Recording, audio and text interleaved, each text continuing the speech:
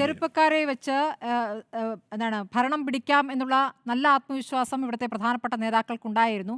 പക്ഷേ ഇപ്പോൾ അബിൻ വർക്കിക്ക് എന്തിനുള്ള ശിക്ഷയാണ് എന്ന് ചോദിച്ചാൽ നമുക്ക് ഇപ്പോൾ ഉണ്ടായിരുന്ന സംഭവവികാസങ്ങളുമായി ചേർത്തല്ലേ വായിക്കേണ്ടത്. അങ്ങനെ നോക്കുമ്പോൾ രാഹുൽ മാങ്കൂട്ടത്തിനെതിരായ ലൈംഗികാരോപണം, രാഹുൽ മാങ്കൂട്ടത്തിനെതിരായ കേസ്, അതിന് എന്തിനാണ് അബിൻ ശിക്ഷ അനുഭവിക്കുന്നത്? എന്നിട്ട് രാഹുൽ മാങ്കൂട്ടത്തിൽ ഇപ്പോൾ എന്താ സംഭവിക്കുന്നത്? പാലക്കാട് ഭയങ്കര വീരനെ കൊണ്ടുവരുന്ന പോലെ വലിയ സ്വീകരണം നൽകുന്നു, വലിയ പരിപാടികൾ നടത്തുന്നു, വലിയ ഫ്ലെക്സ് ബോർഡുകൾ വെക്കുന്നു. അപ്പോൾ ആർക്കാണ് ഇതിനുള്ള ശിക്ഷ കിട്ടിയിരിക്കുന്നത്? അബിൻ വർക്കിക്ക് എന്തിനാണ് രാഹുൽ മാങ്കൂട്ടത്തിനെതിരായ ആരോപണത്തിൽ ശിക്ഷ വാങ്ങേണ്ടി വരുന്നത്?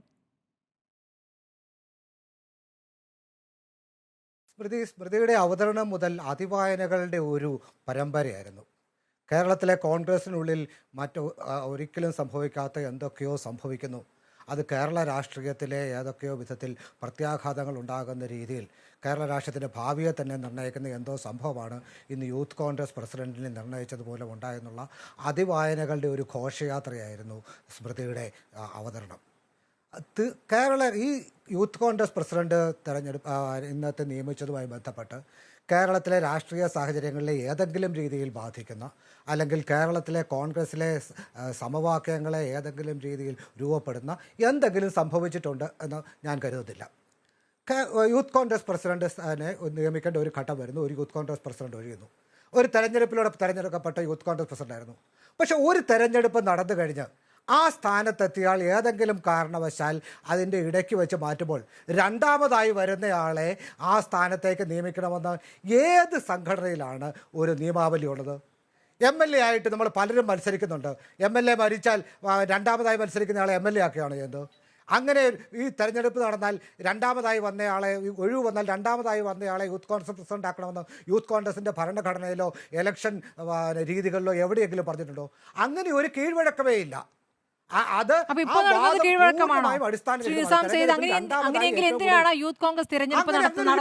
അങ്ങനെ ഒരു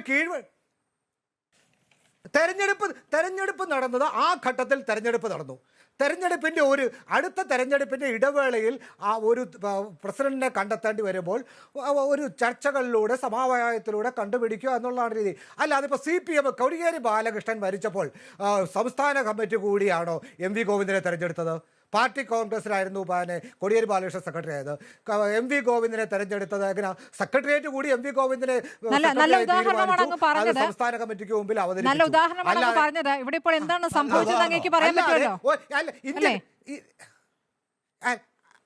ഇന്ത്യൻ പ്രസിഡന്റ് മരിച്ചു പോയാൽ തെരഞ്ഞെടുപ്പാണോ അങ്ങനെ ഒരു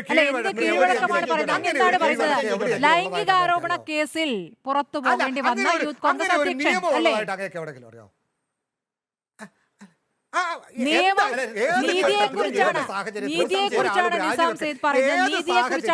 അങ്ങനെയെങ്കിൽ തെരഞ്ഞെടുപ്പിന്റെ ആവശ്യമില്ലല്ലോ. ഇങ്ങനെ ഈ പറയുന്ന പോലെ നല്ല ഒരാളെ, നിങ്ങൾക്ക് നല്ലതെന്ന് തോന്നുന്ന ഒരാളെ അധ്യക്ഷ സ്ഥാനത്തേക്കും അടുത്ത ആൾ ഉപാധ്യക്ഷനാക്കിയാൽ ആ തെരഞ്ഞെടുപ്പ് ആ ഘട്ടത്തിലേക്കുള്ളതായിരുന്നു. ആ ഘട്ടത്തിലേക്കുള്ളതായിരുന്നു. ആ ഘട്ടത്തിൽ എവിടെ വെച്ച് മുറിഞ്ഞു? അതല്ലല്ലോ സ്മൃതി, സ്മൃതി ചോദിച്ചോണ്ടിരുന്നത്.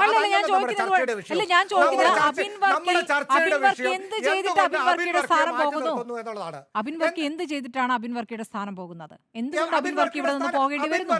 അബിൻ വർക്കിയെ പാർട്ടിയിൽ കുറച്ചുകൂടി വലിയ സ്ഥാനമായിട്ട് അദ്ദേഹം അതിനെ കാണുന്നില്ല. അദ്ദേഹത്തെ ഉള്ള സ്ഥാനത്ത് നിന്നും താഴേക്ക് ഇറക്കുന്നതായിട്ടാണ് അദ്ദേഹത്തിന് തോന്നുന്നത്. ഈ ദേശീയ സെക്രട്ടറി എന്താണ് ചെയ്യുക? 5 ദേശീയ സെക്രട്ടറികളിൽ ഒരാളാണ്. അതങ്ങ് ആലോചിക്കൂ ശ്രീനിസാം സയ്യിദ്. 5, ഇപ്പോൾ 3 ഉണ്ട്. ഇപ്പോൾ അഭിജിത്തിനെയും ചേർത്ത് 5 പേർ. അതിലൊരാളായിട്ട് ഇവിടെ നാട് കടക്കുകയാണ് ശ്രീനിസാം സയ്യിദ്. ശരി, അവിടെ പോയിട്ട് അദ്ദേഹത്തിന്റെ ചുമതല എന്താണെന്ന് പറയും. കേരളത്തിലെ എത്ര വൈസ് പ്രസിഡന്റ്മാരിൽ ഒരാളാണ് അദ്ദേഹം. കേരളത്തിലെ എത്ര വൈസ് പ്രസിഡന്റ്മാരിലാണ്? ഇവിടെ അദ്ദേഹം 5 or 6 വൈസ് പ്രസിഡന്റ്മാരാണ്. ഇവിടെ അദ്ദേഹം ചെയ്തുകൊണ്ടിരിക്കുന്ന ചുമതലകൾ എന്തൊക്കെയാണ് ശ്രീനിസാം സയ്യിദ്? അദ്ദേഹം ഇവിടെ ചെയ്തുകൊണ്ടിരിക്കുന്ന ചുമതലകൾ എന്തൊക്കെയാണ്? ഞാൻ യൂത്ത് കോൺഗ്രസിന്റെ ഭാരവാഹിയല്ല.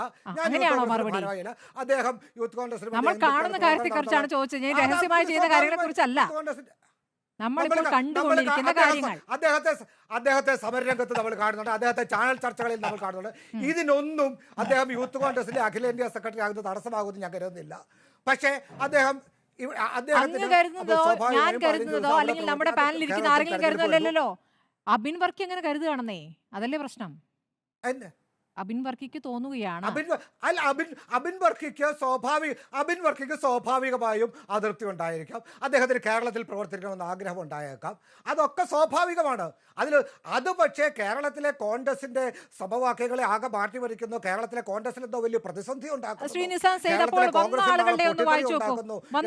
അതിവായനകളെ ജനീഷ് യൂത്ത് കോൺഗ്രസ് ഒരു മിനിറ്റ് ഞാൻ പറയട്ടെ. ശ്രീനിസാൻ OJ ജനീഷ് യൂത്ത് കോൺഗ്രസിൽ അദ്ദേഹം സ്വീകാര്യനൊക്കെയാണ്, എല്ലാവർക്കും ഇടയിൽ സ്വീകാര്യനൊക്കെയാണെന്ന് ഞാൻ മനസ്സിലാക്കുന്നു. പക്ഷേ അദ്ദേഹം ആരുടെ കാൻഡിഡേറ്റ് ആയിട്ടാണ് വരുന്നത് എന്ന് തന്നെയാണ് പ്രധാനം. അദ്ദേഹത്തിന്റെ പേര് ആരാണ് നിർദ്ദേശിക്കുന്നത് എന്ന് തന്നെയാണ് പ്രധാനം. അപ്പുറത്ത് ബിനു ചുള്ളിയിൽ തെരഞ്ഞെടുപ്പിലേ നിന്നിട്ടില്ല. അദ്ദേഹത്തിന്റെ വിദ്യാഭ്യാസ യോഗ്യതയിൽ പോലും ബിനു ചുള്ളിയിൽ വിദ്യാഭ്യാസ യോഗ്യതയിൽ പോലും ആലപ്പുഴയിൽ നിന്ന് വരുന്നു. കേസിയുടെ അദ്ദേഹത്തിന്റെ പേര് ആര് നിർദ്ദേശിച്ചു എന്നാണ് സ്മൃതി കരുതുന്നത്? ജനീഷിന്റെ പേര് ആര് നിർദ്ദേശിച്ചെന്നാണ് സ്മൃതി കരുതുന്നത്? ഷാഫി പറമ്പിലിന് തൃപ്തിയുള്ള പേരാണ്, ഷാഫി പറമ്പിലിന് ഇഷ്ടമുള്ള പേരാണ് OJ ജനീഷ്. ഷാഫി പറമ്പിലിന് അതൃപ്തി, ഷാഫി പറമ്പിലിന് ഇഷ്ടമുള്ള പേരാണെന്നാണ് എനിക്കറിയാൻ കഴിഞ്ഞത്. അതൊരു തെറ്റാണോ? കഴിഞ്ഞ യൂത്ത് കോൺഗ്രസ് തെരഞ്ഞെടുപ്പിൽ തെറ്റാണോ എന്നല്ല, അതാണ് ഒരാളുടെ സ്ഥാനത്തിന് കാരണമാകുന്നത് എന്നുള്ളതാണ്. ആർക്ക് വേണമെങ്കിലും ആരെ ഇഷ്ടപ്പെടുകയൊക്കെ ചെയ്യാം. ചോദ്യത്തിൽ നിന്നും ഒളിച്ചോടരുത്. ചോദ്യം എന്താണ് എന്താണ് പറയുന്നത്? സ്മൃതി ചോദിച്ച ചോദ്യം എന്താണ്? അബിൻ വർക്കിയോട് അനീതി കാണിച്ചോ എന്നുള്ളതാണ് ചോദ്യം, അല്ലേ? അതല്ലേ സ്മൃതി ചോദിച്ച ചോദ്യം? അതെ, അനീതിയാണ്. മാത്രമല്ല ഈ തെരഞ്ഞെടുപ്പിലൊന്നും ഒരു കാര്യമില്ല എന്നാണ് അങ്ങ് പറയുന്നത്. പിന്നെ എന്തിനാണ് വെറുതെ പൈസ ചെലവാക്കി ആളുകളെ ബുദ്ധിമുട്ടിച്ച് വെയിലും കൊണ്ട് മാസങ്ങളോളം പ്രവർത്തിച്ച് ഒരു തെരഞ്ഞെടുപ്പ് നടത്തുന്നത്? ആ തെരഞ്ഞെടുപ്പ് റദ്ദായിട്ടില്ലല്ലോ. ആ തെരഞ്ഞെടുപ്പിൽ അധ്യക്ഷൻ എങ്ങനെയാണ് തെറിച്ചു പോയത്? അധ്യക്ഷൻ ഉപാധ്യക്ഷൻ അനുഭവിക്കുന്നത്. തെരഞ്ഞെടുപ്പ് ഒരു തുടർ പ്രക്രിയയല്ല. ആ തെരഞ്ഞെടുപ്പിൽ ഒന്നാം സ്ഥാനത്തുള്ളയാൾ മാറി നിന്നാൽ പിന്നെ രണ്ടാം